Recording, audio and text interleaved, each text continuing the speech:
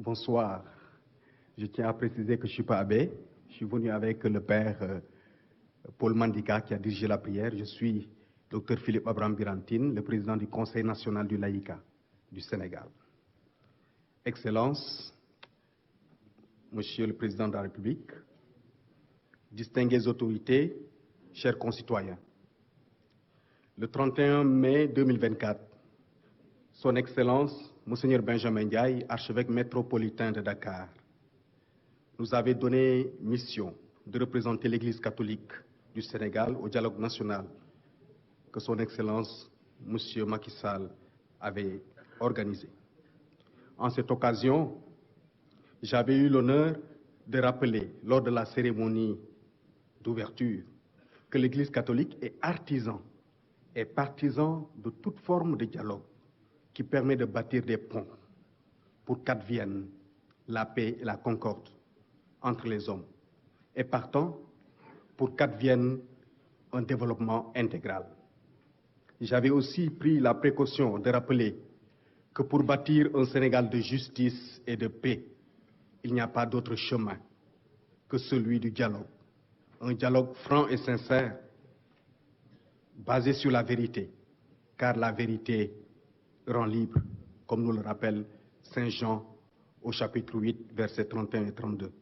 Aujourd'hui, 26 février 2024, moins d'un an après la clôture du dernier dialogue, la présence de l'Église catholique à ce rendez-vous exprime de façon claire et sans ambiguïté la cohérence de la démarche de notre communauté catholique, démarche qui repose sur 3 fondements. Premier fondement, la fidélité au passé.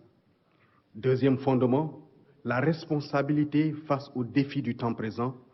Et troisième fondement, l'espérance en l'avenir.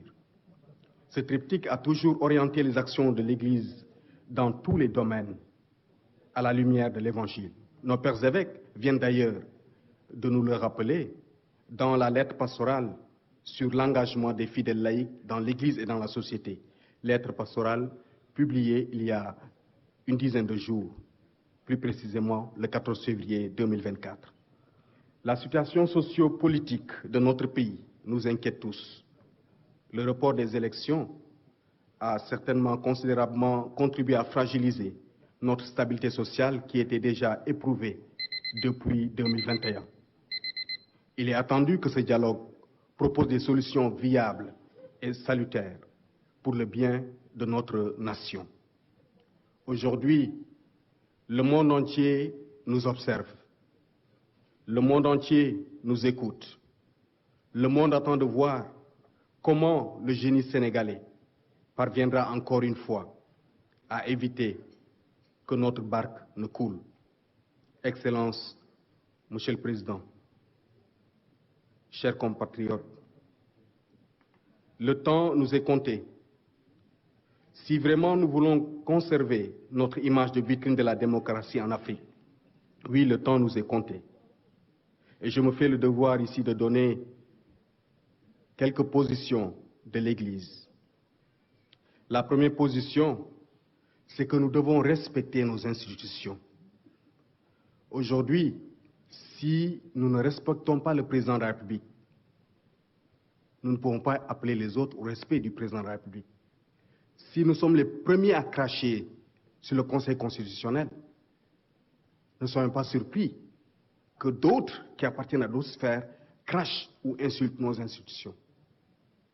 Donc, le premier point, c'est le respect de nos institutions. Le deuxième point, la poursuite du processus électoral. Nous pensons qu'il est important de poursuivre ce processus. Nous avons participé à la Coupe d'Afrique. Tout le monde a décrié la façon dont le Sénégal a été éliminé. On a voulu qu'on regarde la VAR. Pourtant, le Sénégal a été éliminé. Et la compétition s'est poursuivie. Il peut arriver des erreurs dans le processus, mais ces erreurs ne doivent pas remettre en cause ce qui a été déjà fait. C'est pourquoi nous demandons que le processus soit poursuivi. Troisième proposition, c'est la tenue des élections avant le 2 avril 2024. Et c'est bien possible, le processus a été engagé. Je pense que si on s'entend sur le principe, nous devons pouvoir nous donner des éléments pour y aller. Excellence, Monsieur le Président de la République, merci d'avoir organisé ce cadre de concertation. En ce temps de carême, tous les catholiques de notre pays prient pour qu'il y ait la paix. La paix dans les cœurs, la paix dans les foyers, la paix au Sénégal.